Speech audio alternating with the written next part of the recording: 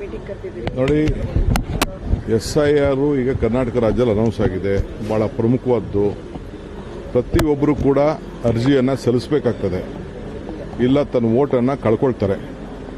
ಇದು ಬೇರೆ ರಾಜ್ಯದಲ್ಲೆಲ್ಲ ನಾವು ನೋಡಿದ್ದೀವಿ. ಇದು ನಮ್ಮ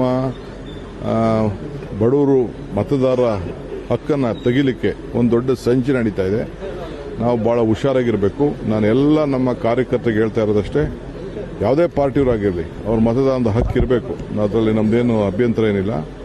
ಸೊ ಅದಕ್ಕೆ ನಾವು ನಮ್ಮ ಇದನ್ನು BLAಗಳನ್ನ, ನಮ್ಮ ಶಾಸಕರುಗಳನ್ನ ಎಲ್ಲರೂ ಕೂಡ ಜಾಗೃತಿ ಮೂಡಿಸುವಂಥ ಕೆಲಸ ಮಾಡ್ತಾ ಇದ್ದೀವಿ. ಅದಕ್ಕೆ ಅವ್ರಿಗೆಲ್ಲ ಕರೀತಾ ಇದ್ದೀವಿ. ಯಾಕೆಂದರೆ ನೋಟಿಫಿಕೇಶನ್ ಎಲ್ಲ ಬಂದಿದೆ, ಡೇಟ್ ಫಿಕ್ಸ್ ಆಗಿದೆ. ಪ್ರತಿಯೊಬ್ಬರು ಅರ್ಜಿ ಕೊಡಬೇಕಾಗಿದೆ, ದಾಖಲೆ ಕೊಡಬೇಕಾಗಿದೆ. ಅವೆಲ್ಲ ಅಬ್ಜೆಕ್ಷನ್ಸು ಮತ್ತೊಂದೆಲ್ಲ ಲೇಟ್ ಆಗ್ಬೋದು. ಒಂದು ಚೂರು ಹೆಚ್ಚು ಕಮ್ಮಿ ಆದರೆ ವೋಟ್ ಹೋಗ್ತದೆ. ವೋಟ್ ಹೋಯ್ತು ಅಂತಂದರೆ ನಾಳೆ ಬೆಳಗ್ಗೆ ಅವ್ರು ಯಾರು ಬಸ್ಸಲ್ಲಿ ಓಡಾಡೋಕ್ಕಾಗಲ್ಲ, ಐಡೆಂಟಿಫಿಕೇಷನ್ ಕಾರ್ಡ್ ಇರಲ್ಲ, ಅವ್ರಿಗೆ ಯಾವುದು ಪೆನ್ಷನ್ಗಳು ಸಿಗಲ್ಲ.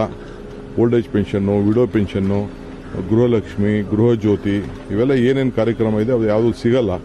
ಅದಕ್ಕೆ ಜನರಿಗೆ ನಾವು ಜಾಗೃತಿ ಮೂಡಿಸುವಂತ ಕೆಲಸ ನಾವು ಮಾಡಬೇಕಾಗಿದೆ. ಅದಕ್ಕೆ ನಾವು ಮೀಟಿಂಗ್ ಕರೆದಿದ್ದೀವಿ. ಸರ್, ಮುಸ್ಲಿಮರ ಮೇಲಿನ ಕೇಸ್ಗಳನ್ನು ನಿನ್ನೆ ಸಚಿವ ಸಂಪುಟದಲ್ಲಿ ವಾಪಸ್ ತಗೊಂಡಿರೋದು ಸಾಕಷ್ಟು ಚರ್ಚೆಗೆ ಗ್ರಾಸ ಆಗಿದೆ. ಏನಿಲ್ಲ, ಇದು ರಾಜಕೀಯವಾಗಿ ಅವ್ರ ಮೇಲೆಲ್ಲ ಕೇಸ್ ಹಾಕಿದ್ರು.